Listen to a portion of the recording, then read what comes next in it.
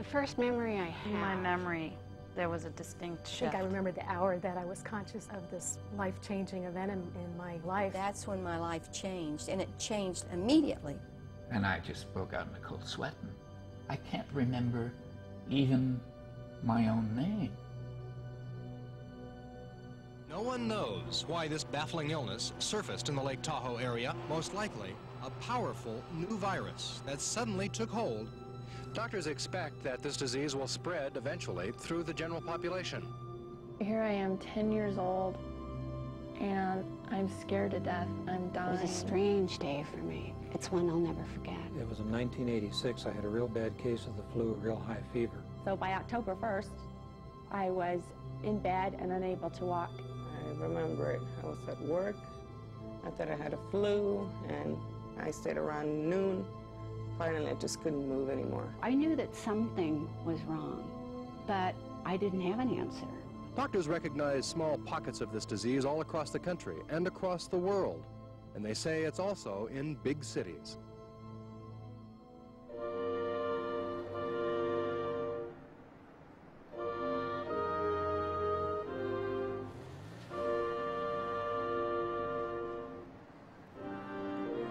I can't forget that date. It was September 1994. For me, this is when it all began. I was 33 then, and like everyone else I knew, I was busy pursuing my life. But you never know when you wake up whether something is going to happen that day that will change your life forever.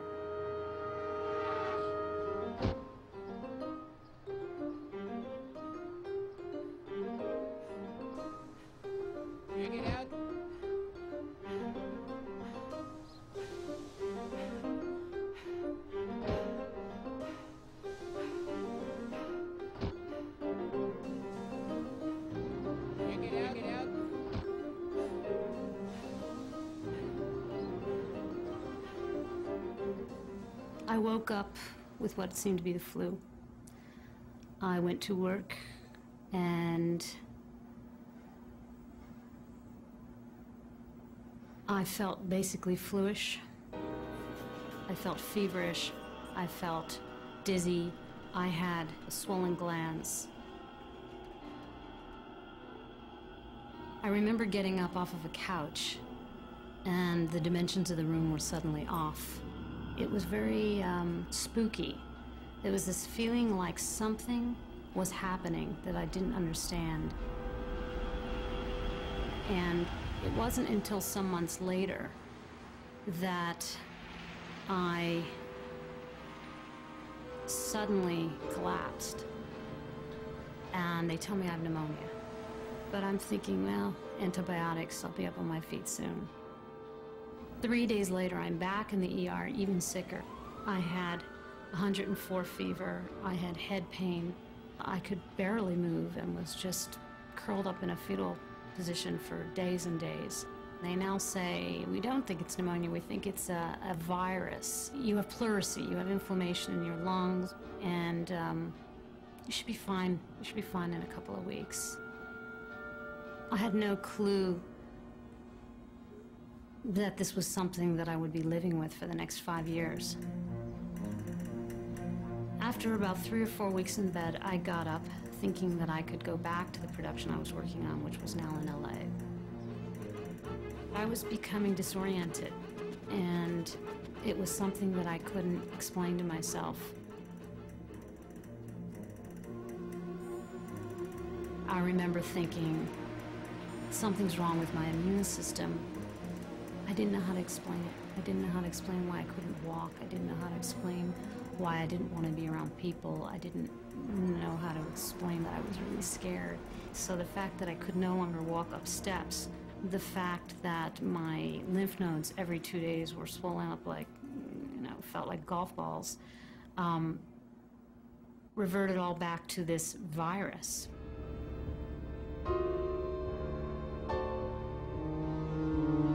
Well, what the hell could it be? Nobody knew what was wrong with me. In fact, one of my doctors called me a hypochondriac and told me that I just didn't like school. Yeah, what couldn't it be? So I don't have MS. I was going to doctors trying to figure out what was wrong with me, and one doctor told me it was eating MSG and Chinese food. I mean, until I get this MRI, I gotta ask you basically, because I have like a brain tumor? And you almost prayed that they would find something wrong with her so you would have an answer.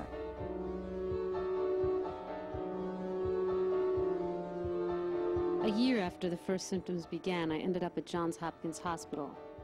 They'd been doing research on neurally mediated hypotension, a condition where not enough blood was reaching the brain. They were linking this disorder with an illness being called chronic fatigue syndrome. I had never heard of it, but I was finally diagnosed with CFS. I remember thinking, that sounds like one of those vague alternative medicine things. You know, this can't be the explanation for everything that I've been going through. What is that? It just, to me, sounded like a Nelly-Willy disease. It did not sound like it represented the devastation to my body that had occurred. Chronic fatigue syndrome. I don't have something that silly. It's a horrible name because it basically means, what does it mean? It all points to, being lazy. And I just figured it was something that people who didn't have anything else to do, who were bored, had. It didn't really matter to me what the name of it was. It was just that someone had found something that could explain what was happening to me. Later that fall, I became bedridden for the next 9 months. There were times where it was close to paralysis. I could not move one foot, and I just laid there. The nights were forever because I didn't sleep. And my whole body felt that someone had plugged it into a light socket. The cognitive shift made me very ashamed that I didn't have the control of being me. So I think that I was hiding, and I did not want to admit to the people closest to me that I couldn't think. When I went to sleep at night, I would begin to have mild seizures. And I felt like I was dying. I felt on a cellular level like I was just rotting from the inside out.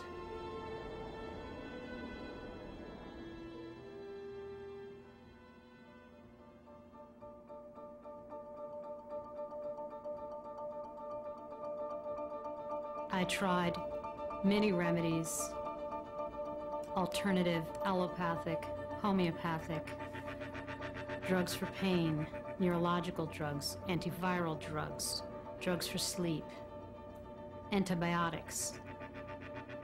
Some of them made me worse, and some of them didn't affect the symptoms at all. At this point, I was getting different kinds of information from different kinds of doctors about my prognosis. Because it feels so utterly viral, I began to go back and trace the last year where I had been. Where could I have caught this? Was it at some McDonald's when I was driving through Arizona? Do you get it through some meat supply? What is this thing and how did I get it? Or is it just something that was there waiting, like an accident to happen? Over the course of the next several years, I set out to try to make sense of it all. There were days I couldn't function, and others where I could be on my feet for a few hours before having to return to bed. Tahoe is where a lot of people believed it all began, where so many people never fully recovered, so that's where I started.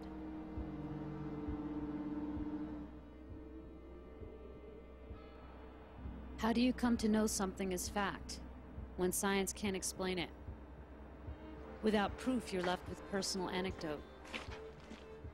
New York City. Yeah, about a documentary that...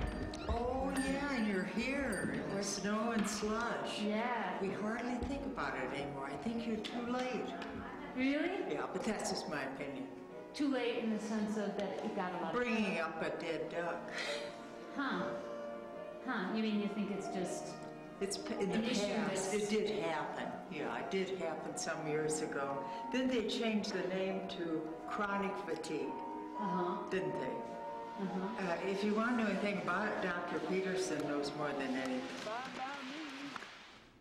There were about 300 in the outbreak of 1984-85. When are the first memories of this isn't normal, this isn't right? I have perfect recollection of that, because the first patient came in and had been in China and had said, I got this Chinese flu and I'm terribly, terribly sick. And then sort of simultaneously with that, a whole number of people became ill in town here with the exact same story, that were existing patients of mine that had been perfectly healthy. And then we started to see this group of teachers from Truckee that could identify that they all shared the same preparation room, et cetera, et cetera. The Tahoe Truckee High School, where I taught, I now know of 10. Some of the teachers had exactly the same thing. Some of the students had exactly the same thing. There were times when you could not walk from the bed to the bathroom, so you'd end up rolling out of bed and crawling into the bathroom. And then it got worse. They couldn't remember numbers. They couldn't, I mean, people who were doing finance at the church couldn't add, stuff like that. So it's like bad, you know. So we thought, this is clearly fitting the pattern of an infectious agent that has come through the community and is affecting people. I was the chairman of the Visitor Bureau when the quack doctors first discovered it here. It was really hurting our economy because people didn't want to come to this village because they thought they were going to get a fatal disease. And it never was fatal either. And the disease was mostly with overweight women. I'll tell you, I don't know how or why, but I can tell you that I have seen patients that were just emaciated and just a whisper of themselves, really. Did you think you were seeing a new disease here? Oh, yes. But only as much as it was new to me. I never thought it was new to the world. It was clear from the CDC investigation that we could not conclude whether an unusual occurrence of illness had happened in Lake Tahoe or not. The CDC investigation was worthless. You know, they came out here and skied and interviewed a few people and looked at a few charts and did a few blood tests and then published a report. Well, I was very hopeful. I was interviewed by one gentleman, and I explained the way I felt and the way things that had happened, but nothing ever came of it.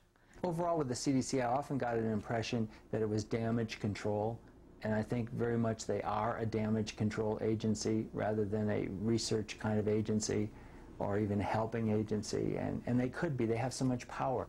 All they would have to say is, this looks like an interesting new phenomenon that is that merits additional research, and people would pick up on that.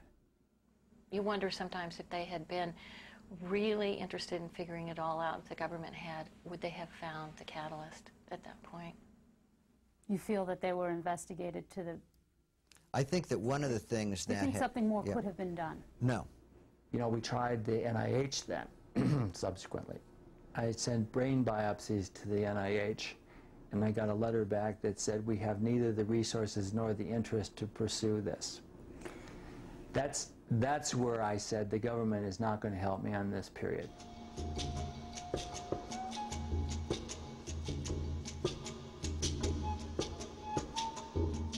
Around the same time as Tahoe, a doctor in a small town in upstate New York was reporting another outbreak.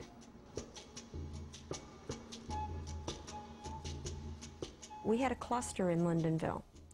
And at one point in Lindenville, there were 27 children who had been sick with the flu, and the kids never got well.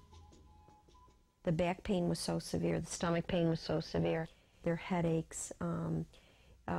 We tell the story where Libby was 11 years old at this point, got up off the couch and went to walk into the kitchen. We had a rather large house. She got as far as the dining room and laid down on the dining room floor in the fetal position and couldn't get up, just laid there and wouldn't move. And she was 11 years old. This was a child who played baseball and soccer, and the kids all skied. Kids all downhill skied. The kids were all cross-country skiers. Initially, 230 people who had the illness. I had one patient, I sent her to a neurologist. The neurologist said that she had a terminal neurologic illness and that she would pass away very soon. The second opinion said that she had multiple sclerosis. And the third opinion said that she was just hysterical and there was nothing wrong whatsoever.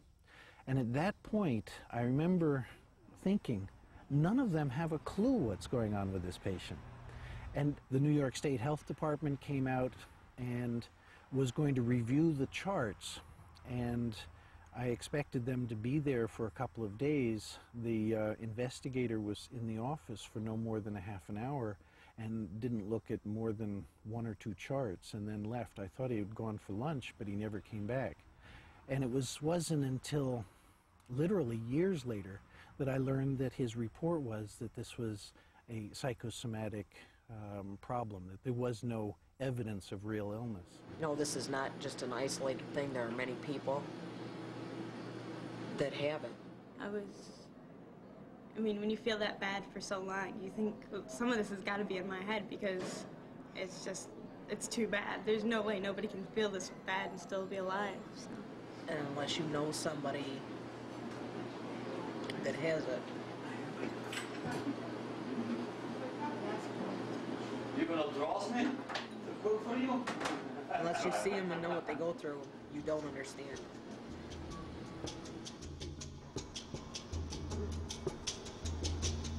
In the midst of pursuing the cluster stories, I was hearing all kinds of stories about individuals all over the country who seemed to have been stricken with the same thing that I had. Horror stories, some just like my own, some were even worse.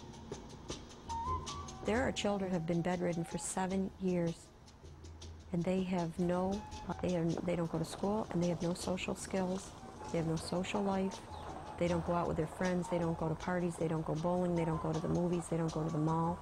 They've lost their childhood. Hi, how are you? Hi, good. Deborah. Hi, nice to meet you. He hasn't been out of this house for 6 months. Okay, He's been a prisoner in his own room, basically. Yeah. And, you know, people have no idea. I mean, he's up on the 2nd floor. You know, and it's just not that being a prisoner. I mean, you're battling, it's just not doctors, you're battling insurance companies. I mean, it's a battle right down to the wire for everything. How are you? Stephen had become ill sometime in 10th grade. It was now the end of his senior year of high school. He hadn't been able to sit up, stand without passing out, or even eat on his own for nearly 2 years. When you have a child that's very active and very involved, and he did very well in school, go from being that active to just coming down to being disabled where he can't even function, there's got to be something wrong.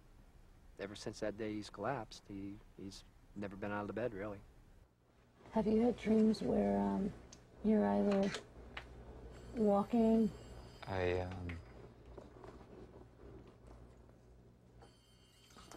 That I'm like getting out of bed and actually walking and functioning, and I'm in school and I'm with my friends, and you know, I'm doing everything, and you wake up and it's back to reality.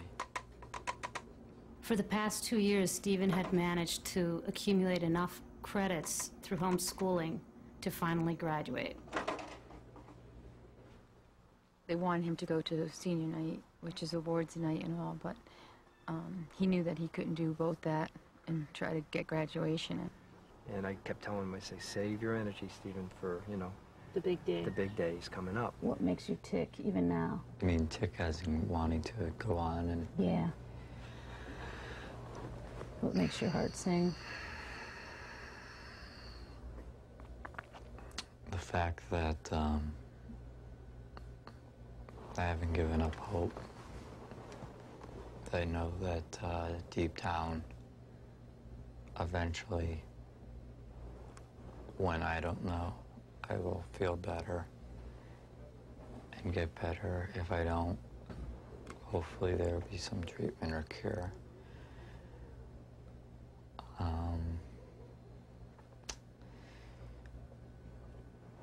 I also think about all the things that I want to pursue once I can get out of this bed. Things I haven't been able to pursue these past 2 years. The illness seemed to strike in varying levels of severity. There seemed to be no rhyme or reason as to why some people were so much more disabled than others. I began to wonder if it was all the same disease. Michelle had been stricken 6 years ago and was now finally getting back on her feet. In 1991, I was named the best player in the world, and my team became the first ever women's soccer world champions. I came home from that world championship, which was held in China, to, well, a point where I was never the same. I felt like having the 24-hour flu. I was playing in a game, and I went delirious. My teammates had to come and get me off the field. They said I was wandering around the field at halftime. I recovered enough to think I could play in the next game, but when I went out in the next match 2 days later, it happened again, and I collapsed again, and the same thing happened. I found I struggled 5 minutes on the exercise bike. And here I am, supposed to be the best player in the world, and I can't even go 5 minutes on an exercise bike. I can't even walk around the block. I couldn't go grocery shopping. I couldn't do my laundry without being laid out for a couple days. It was really scary for me because I had always been the one to achieve so much and to accomplish anything, and nothing stopped me. And now this thing was bigger than me. Here we go. I dictated the pace of the game. I scored a lot of goals. I was a dangerous player. And the fact that I got sick took that away from me and took that away from my team. All eyes are on Michelle Akers. I tried to keep the illness away from my team so it wouldn't negatively impact them, so I wouldn't be a burden to them. So a lot of my suffering or my anxiousness or my grieving I had to hold in or keep to myself. So some of the times where I broke down was in the shower because it was my one moment to be alone. It was a time where I could let down my strong self or my mask and just be me and not feel good. I actually grieved over the death of Michelle Akers, and I had to kind of rewrite the script. Over time, it was harder to remember yourself and your former life. You began to question, who am I?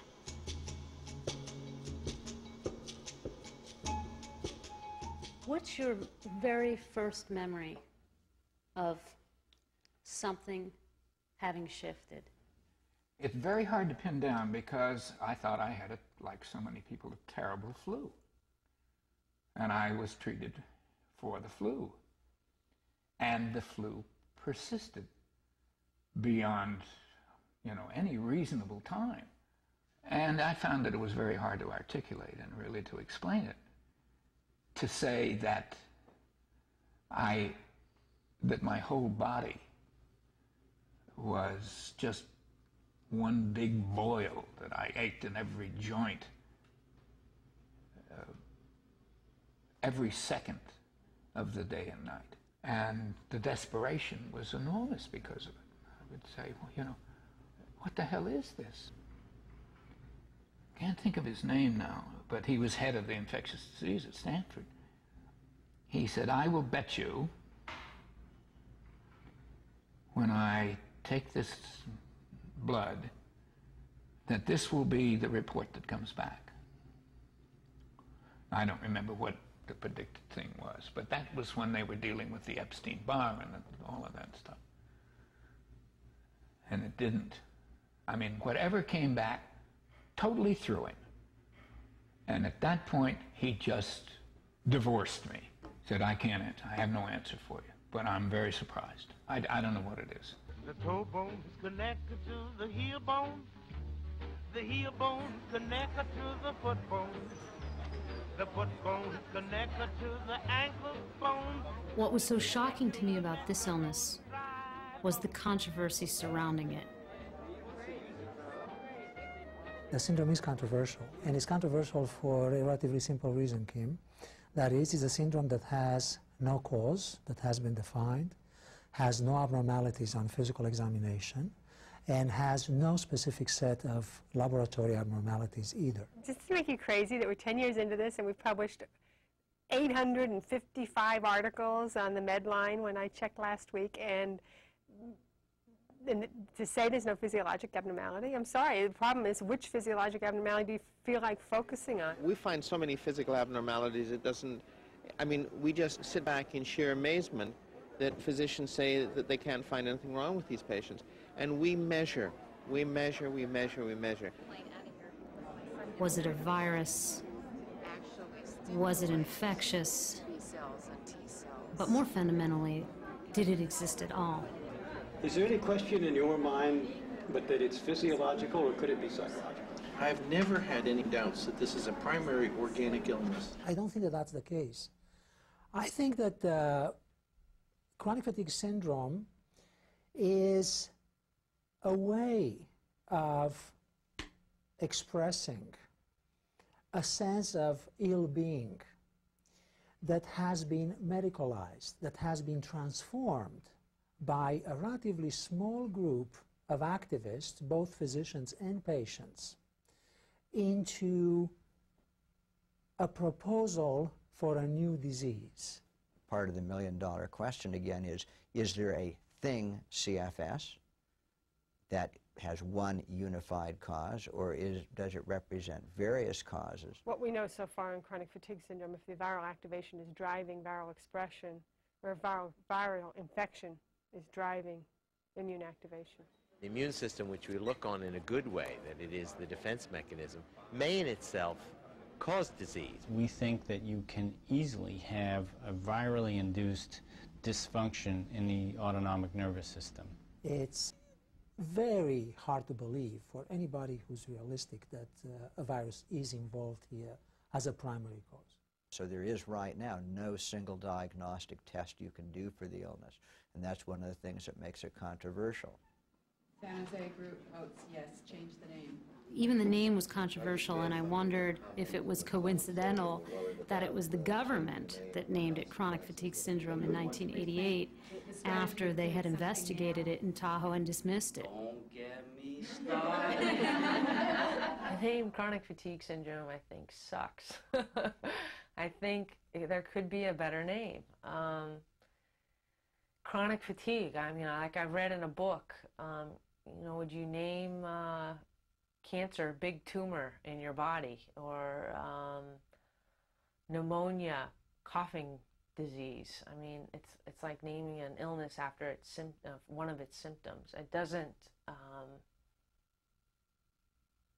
doesn't give the disease or the illness credibility. It's really controversial, like, because I think mainstream medical doctors are saying that it might be psychosomatic. I think I have it sometimes. I'm constantly taking naps. It's just a myth. Some people believe it doesn't really exist. It's a psychological, you know, it's all in your head. Does that in any way relate to the Gulf War, or am I totally off base? Well, I think it's like the first stages of AIDS, wouldn't it be?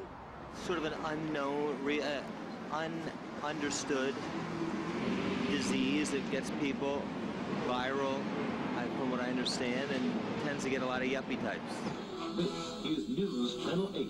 It's been more than a decade since most of us first heard about it, but there's still a lot of misunderstanding and ignorance surrounding a disease called chronic fatigue syndrome. Center for Disease Control estimates some 500,000 people in the United States may suffer from it. A Princeton professor says that chronic fatigue syndrome and Gulf War syndrome are modern-day forms of hysteria. Illnesses had been shrouded in myth since the beginning of time. Living organisms invisible to the human eye, but no one wanted to hear about the visions of a dreamer. That the power of man over disease will be greatly increased. Until the 50s, MS, which seemed to hit more women than men, had been called hysterical paralysis. Tubercular personalities, cancer was repressed anger, and of course, AIDS and what happened in the gay community.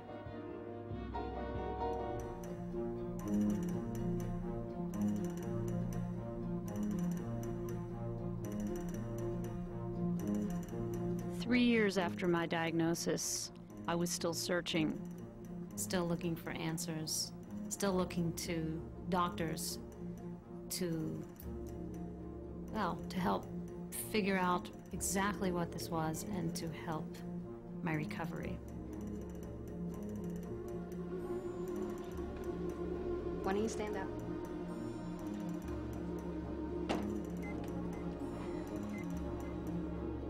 Brain scans were one more rallying by myself, my family, and everybody. We could find out and we could figure this out.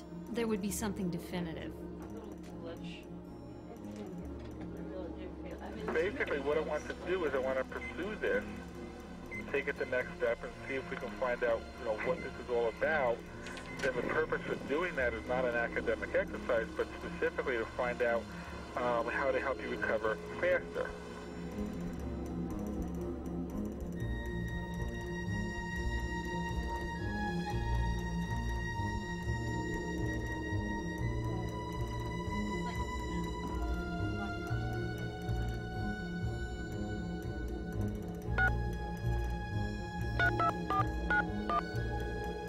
Hi, how are you? I know you should have the results, right? Of my brain scan? Yeah. And yours is unusual. It's abnormal. Have you ever seen this in people you've examined? Sure. Okay. Do you in your gut feel I don't have what you call CFS? Well, it falls under that umbrella, but CFS is a syndrome. It's not a disease. I know. What the beam scan is looking at is how your brain is functioning. It's a functional test in real time in 3 dimensions. Well, that's what I'm telling you. Brain scans results were in, they were still debatable. There's a naivete that science is science. Tests are tests. They're black or they're white. You have something or you don't. I was told these are areas of medicine that are still new frontiers. You go and have everything checked out at every possible place. You don't take the word of the first MRI and, and somebody says, I wonder what those little white spots are. I wonder what they are. Yeah, well, me too. What the hell are they? Well, we've seen a few of those. I don't know. We call them unidentified bright objects. You'd be desperate to just have it explained. Well, there's absolutely nothing wrong with you physically whatsoever. What the hell do you mean nothing's wrong with me? It's in your mind, Harv. That's why I think you should see a psychiatrist.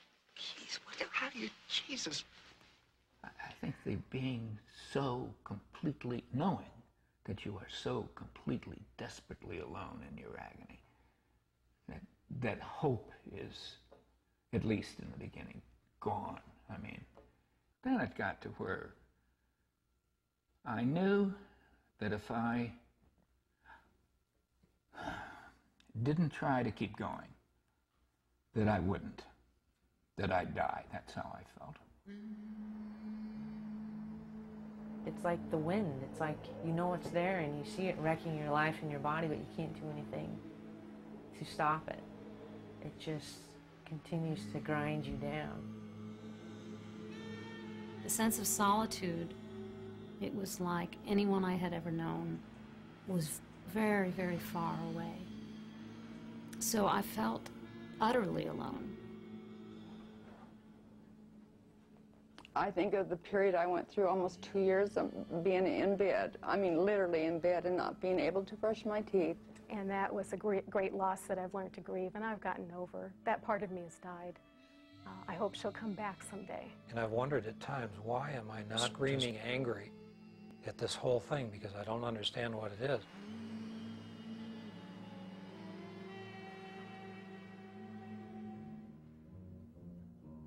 I began to do more research, and I was able to find experts who've been tracking what seemed to be the same disease in clusters long before Tahoe.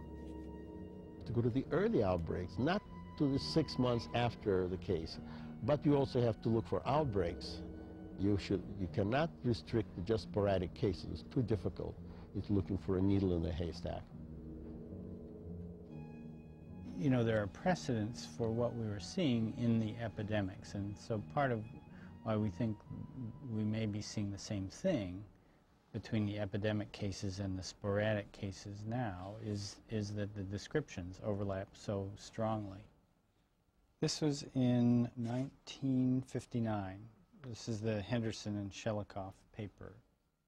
Reviewing the literature, it appeared that there were described outbreaks of something like this, which had occurred in other parts of the world. Britain had several of these reported. We'd had earlier ones we could identify in the U.S.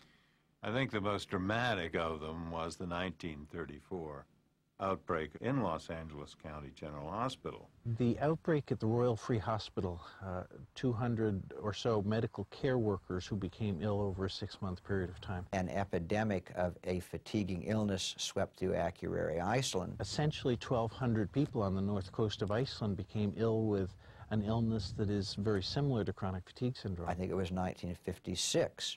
An epidemic, an unusual occurrence of cases of fatiguing illness were investigated by CDC in Punta Gorda, Florida. Of all the outbreaks, the one in Punta Gorda, Florida was the best documented one. I'd found D.A. Henderson, who was credited with eradicating smallpox and was the chief investigator of the Punta Gorda outbreak back in '56. I would say we felt concerned, very definitely concerned. We'd never faced anything like this, quite like this before. It was a very mysterious disease, no idea what the cause was, no idea of how it was being spread, no idea of how we might in fact protect ourselves from becoming infected. Henderson had published a detailed paper in the New England Journal of Medicine that described patients with symptoms identical to my own. As I read case number 1 of an unnamed 27-year-old beautician, I wondered if I could find her 40 years later.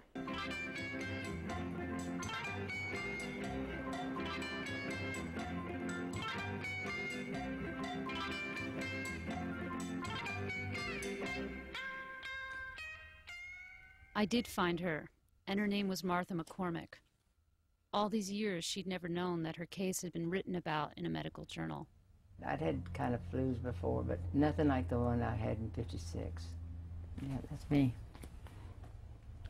Double vision, I definitely had that. And the choking in the throat. Yeah. And I found others who'd never read the report either. I couldn't believe what I was reading. And I thought, oh my Lord, now I know what we had. I was not crazy. I was not a hypochondriac. I knew that I was sick, and I was angry. It was just a real debilitating situation that you would just go downhill and nobody knew why you were just, like I say, I came home there, I only weighed 86 pounds. I remember being so sick that I just wanted to die. You didn't have all of those. I'm glad that you called, and I'm glad that that we're going public with this and how we feel. that we're all going to get together and share our opinions with each other. It's fantastic that Gussie has invited us all out there. And I will bring you your key lime pie. That is homemade, specially for you. Oh, gosh, I haven't seen you in so long either. Where you been? I remember everybody being sick, and I remember Mama saying, well, Gussie, don't worry, honey, you just got the flu. There's no way. That's what it felt like. She said, there's no way that you've got what Martha and the rest of them have. They've got it lots worse than you, so don't worry. You'll be fine.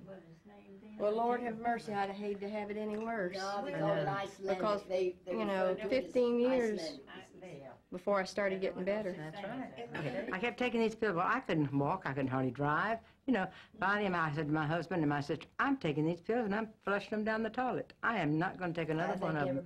And I did it. I threw them away. If I hadn't, I would have been a complete dope fiend. I really would have. I hated to call the doctor because I didn't know what he'd say. He'd say, well, it's just in your head again, or, you know, you're imagining this, and it's just something you got to put up with. And I began to think, well, am I ever going to feel good again? I tried to find the local doctors. One had died, and the other, Dr. Shedd, remembered seeing the first patients.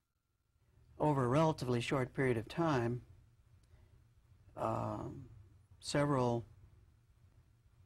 local citizens developed some unusual symptoms, unusual combinations of symptoms that didn't fit into any particular syndrome or any particular illness or disease. I had gone to Dr. Shedd too, but Dr. Shedd would not even, he just said it was a flu.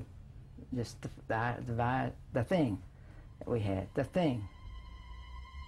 People didn't call it anything but it, or the thing, or the stuff, because didn't know what it was. I just stayed away from the thing. Except for my wife, I didn't stay away from her. They were either sick or they were nuts, I don't know which, because it was some kind of mass hysteria. I think there was an emotional factor that perhaps exaggerated the symptoms. And I don't mean that people were exaggerating, but the symptoms were exaggerated, were increased by the fear and the anxiety that accompanied the whole process. Mm-hmm. Sort of like an evil spirit visiting the community, and what's going on here, you know? And are we all going to start falling over from some ray out of the sky, or what is this? We were persuaded there was something very definitely there, that this was not an emotional disorder, that there was something that had come in, affected these people, a large number of people over a very short period of time, and that these people exhibited many of a constellation of symptoms.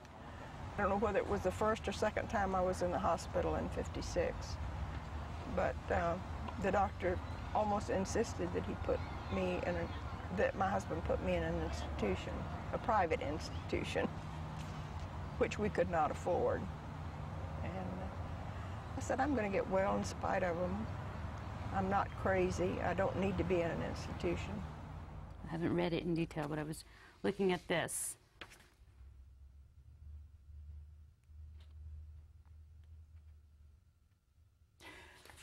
Well, at this point in time, I would soften, if that's the right term, my positiveness that is in this article saying that I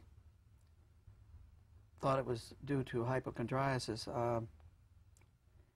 or that it might have been a mass hysteria, which was quoted in 1977, 20 years ago. I think that mass hysteria is a poor term, and I would withdraw that from taking any credit for that, because I really don't think it was mass hysteria. I'll tell you who I was most angry at. A group of scientists that came in this community, did a study, and did not come back and tell us what had happened. They asked the doctor and all, and he said, well, they didn't know what it was, so they never even sent out a report to anybody. I understand that they couldn't. That I understand. But if I could have had a name on what it was, I could have certainly dealt with it, and the public, John Q. Public, and my friends would have known, hey, this thing is for real. There is something wrong. These people aren't putting on. I knew it was hard on Judd. I understood why a name would have been so important to them, but I wondered how much had really changed in 40 years. There was still stigma, still disbelief, still confusion, and many of us were still hiding.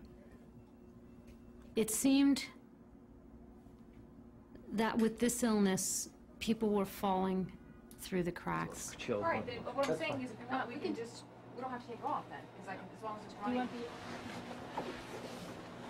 Two more. Okay. I was in the hospital. I felt lost and alone because no one really knew anything, and I was the only one there with it. No one knew what to do for therapy. No one knew what to do for anything, really. And I kept saying to myself that, you know, this is something I'm going to have to really do by myself.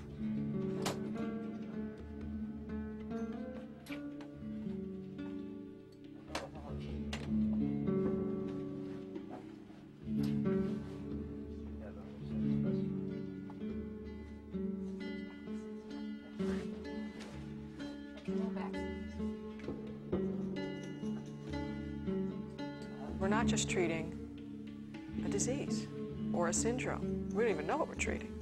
We're treating an experience. We're treating a person who has to live with whatever this is, while the rest of us clinicians and scientists noodle around trying to figure out what's going on. They're still living their lives. My AIDS days are uplifting compared to my chronic fatigue days. And that's saying a lot, I have to tell you.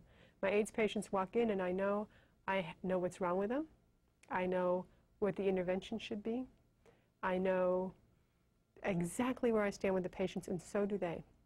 I follow about 450 patients. I've evaluated more than 1,000. I probably have 200 on my waiting list right now. Putting it in terms of magnitude of public health problems, if one is looking at just pure prevalence rates, chronic fatigue syndrome is in the range of HIV infection in women, slightly more. And in terms of existing cases, there are considerably more existing cases of chronic fatigue syndrome in women than there are of either breast cancer or cervical cancer. So it really is a much larger public health problem in terms of cases than we'd thought before.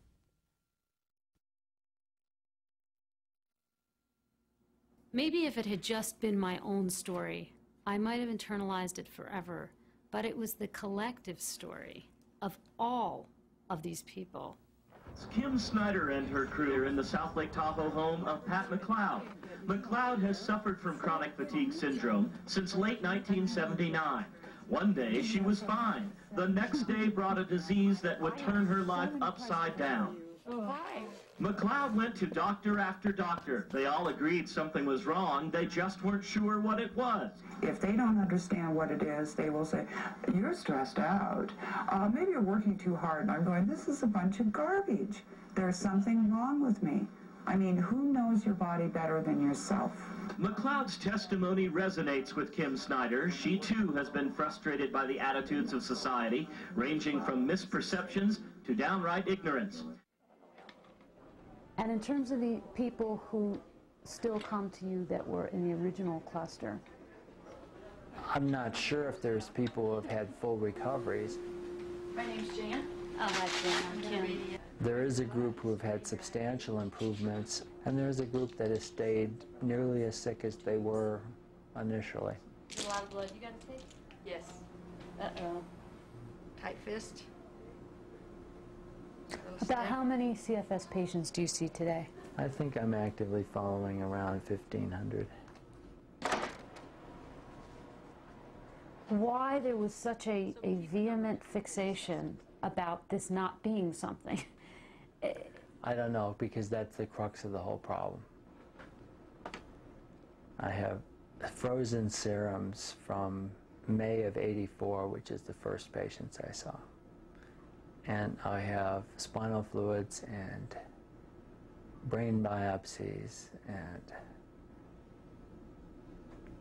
a nice data bank, because maybe when we get smarter we can go back to it.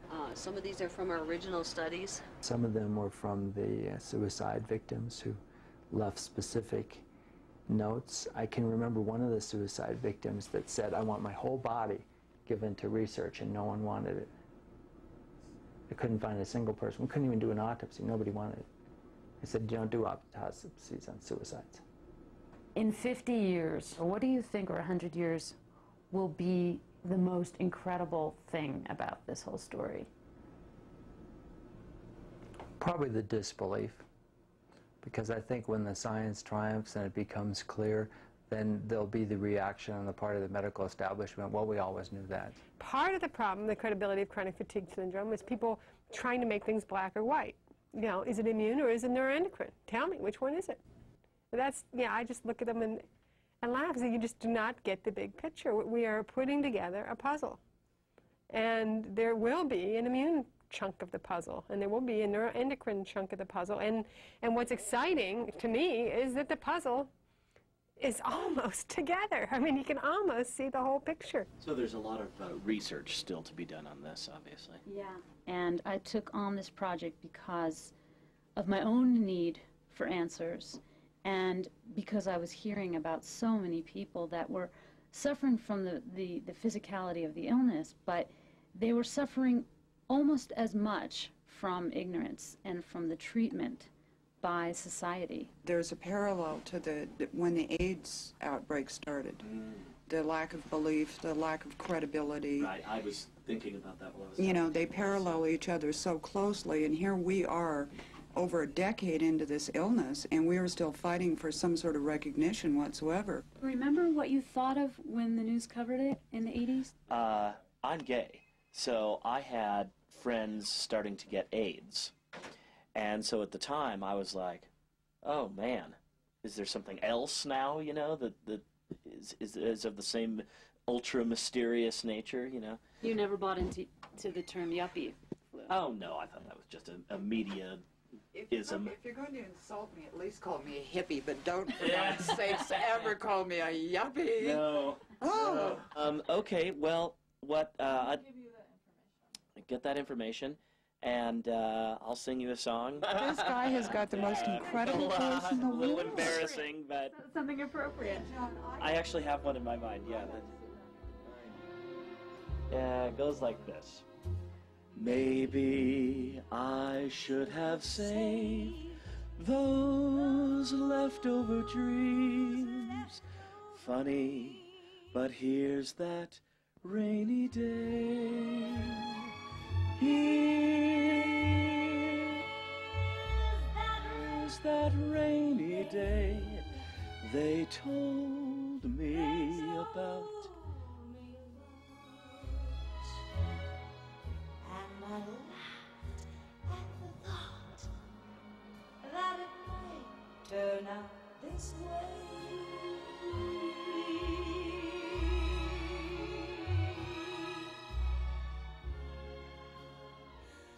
Funny, that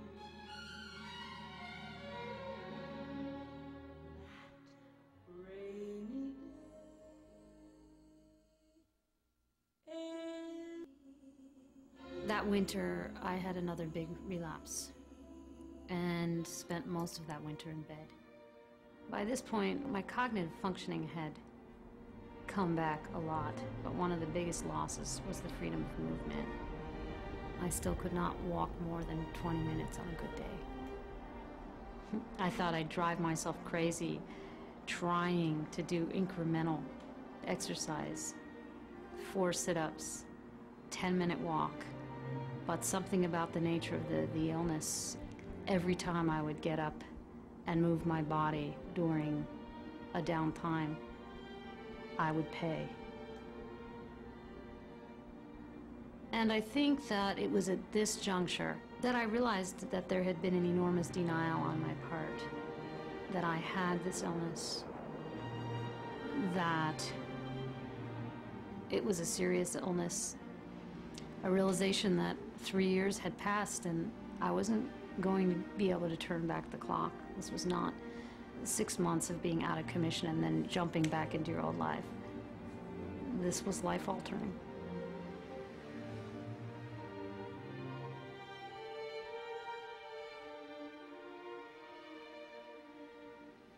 It was during this relapse, that winter, that thoughts of suicide reappeared in a much more sober way.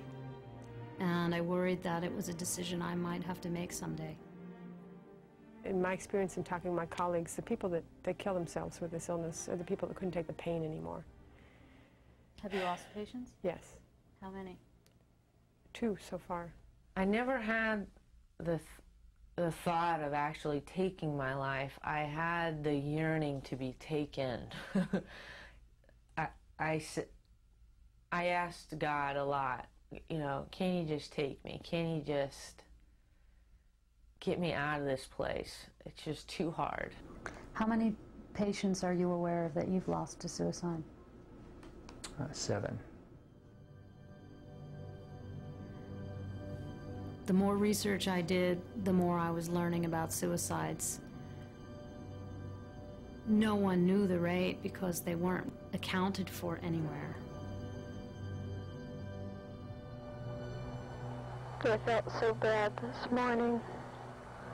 Nobody knows about this disease that I have, or I've been struggling now for 2 years, but nobody can help me. I'm gonna die. Kathy's story moved me because her suicide note was addressed to doctors. It's hard. Yeah. Many times we've talked, huh? Yeah, yeah. Well, come on. I was very close to my sister, extremely. I always wanted to be like her, and I had asked her as she was going through the illness, if it ever gets too hard or too bad, you know, just we'll work something out. We can do it together. The doctors made fun of her. She'd come home and cry. I mean, to have something so horrible and they say, there's nothing wrong with you. You're taking too many drugs, or you're doing this, or you're taking too much medication, or, you know, you're depressed. The letter that was found, you know, right by her when she did commit suicide did say that, I don't want to die. She says, I want to live, but I can't. I think towards the end she was getting so tired. Tired of fighting it, tired of going to doctors. She seemed to always be drugged on different medications. The pain she had, couldn't even get in and out of the bathtub anymore. And towards the end, when she couldn't get out of bed anymore, I was getting real scared. And the last I heard from her was on the morning that she killed herself.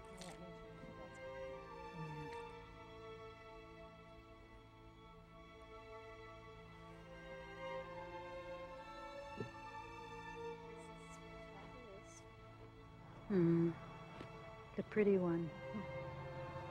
It's too bad nothing more could have been done for her. We miss her very much.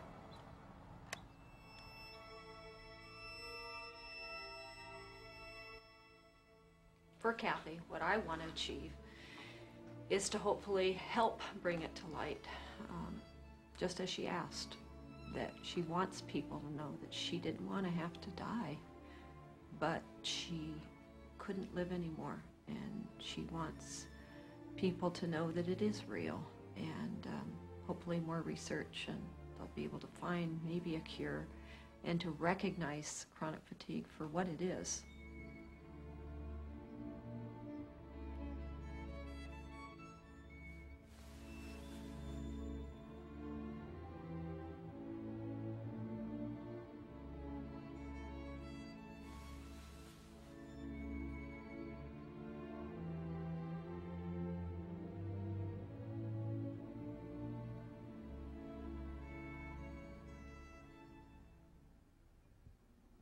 The will to live is so strong, the hope to recover is so strong that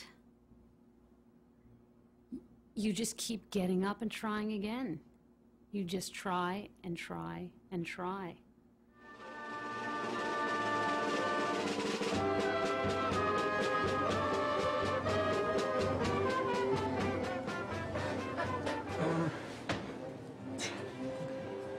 same thing with the because I don't think we need. So how is it out anyways? Beautiful. It's nice. It's gonna be a nice day. It's kind of cool right now. Yeah. Wish it would stay like this. Yeah, I think it'll be. I think it'll be nice. I think it's going to be, yeah, making it through it completely, and people I haven't seen for 2 years, teachers.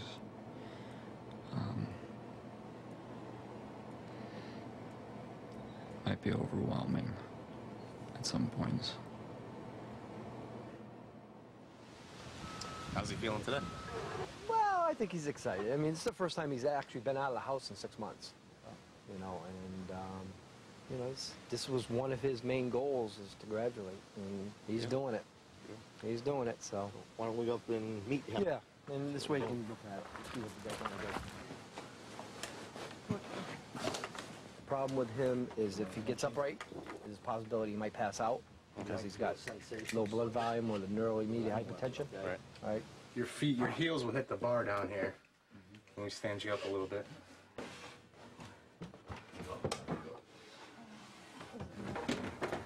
You want to stop for a minute?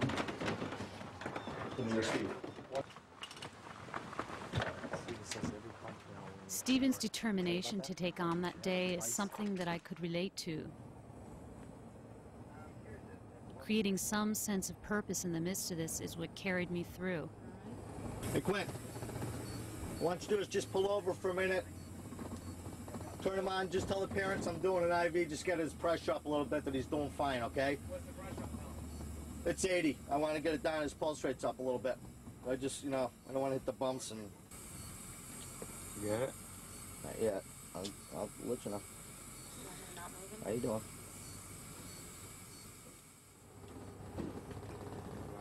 Yep. Got it.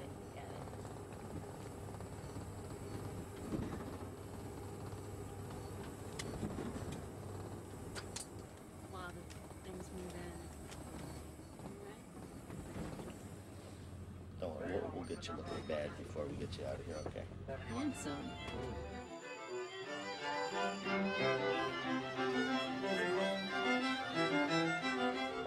Technical coach. No, but otherwise I feel. That's why I'm saying that. Ah, music. How do you like that? I didn't get pushed out of the way here.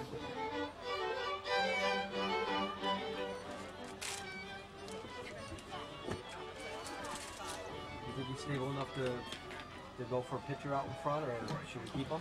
Right now, Dad, I got his push back up to 130. I don't want to give him another needle stick. This way if he needs it. How do you feel, Steve? Stevens was living out a fantasy that we all wanted, to return to the world of the living, the world of the celebratory. Everybody move down one step, please. Everybody. Hold on to your buddy, son. Here. Huh? Going through the shade.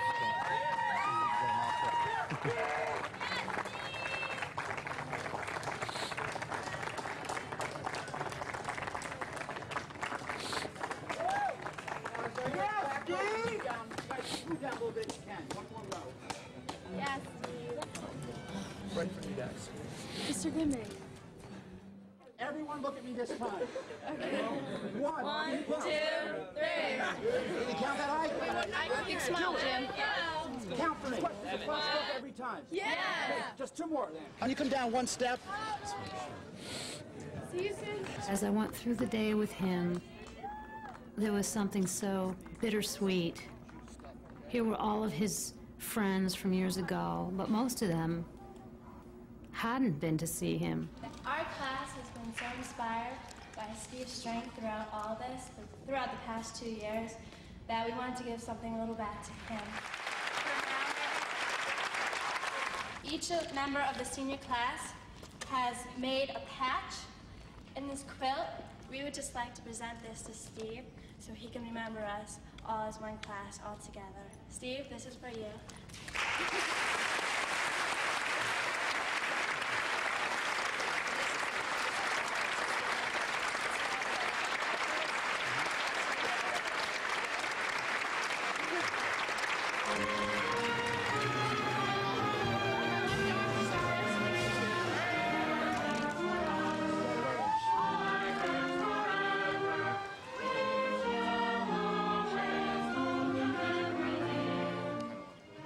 let's go.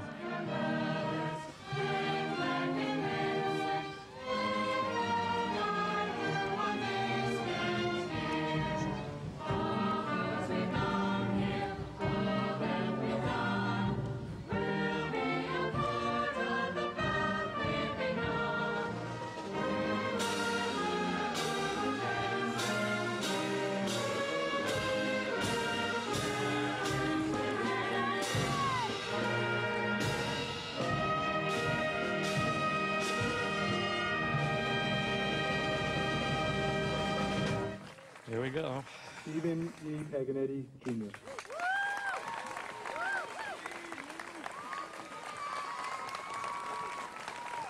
Thank you. I never thought 9 months ago I'd be at this spot right now. Never. Thank you.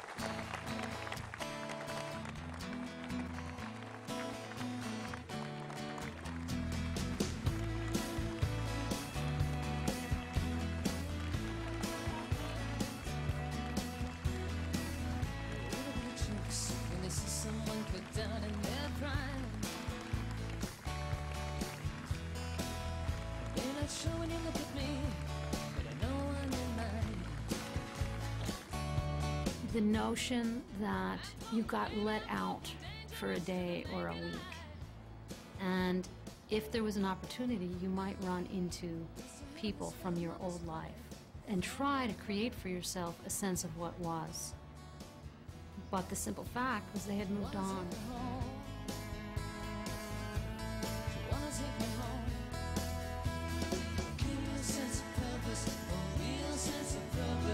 Yeah, I'm sorry I didn't come with you to the class to your house.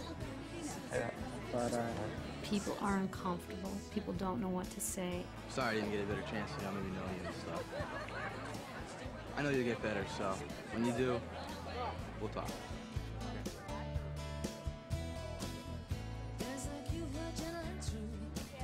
For that day, Stephen's fantasy was fulfilled. And it was everything that I think he hoped for. But at the end of the day, Stephen would go home and he'd be alone.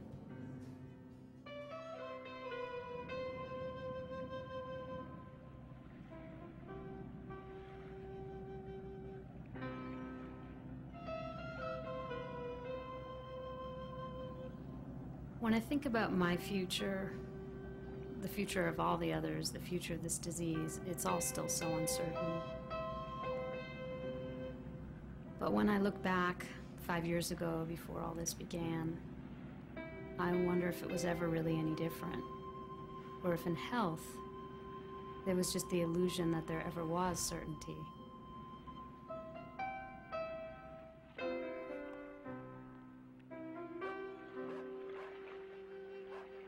The general human spirit for survival and for overcoming, that's the hope. That's the hope for me.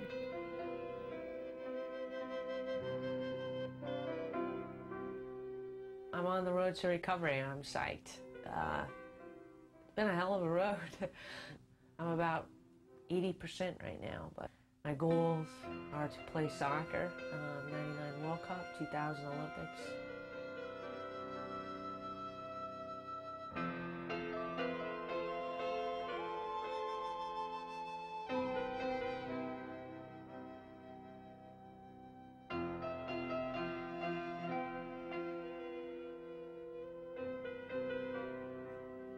For distinguished achievement, more than distinguished, to Mr. Glenn Edwards.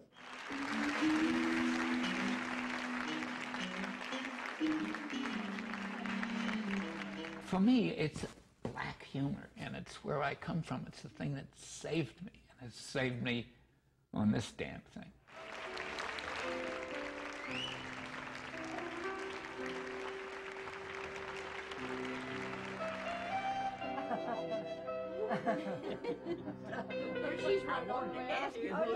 If this helps one person, then it was worth it. Just hang in there and know if we could have survived for 40 years, if someone else gets this disease, they can survive it. determination that got him here, but bravery seemed the better description of the day. This was a big step. This was a goal that he wanted to achieve. This isn't over yet, and I have to take each day at a time. When things get better, then we can start moving forward more rapidly. And Stephen Paganetti says once he is able to get back on his feet, he does plan to go to college. He'd also like to write a book.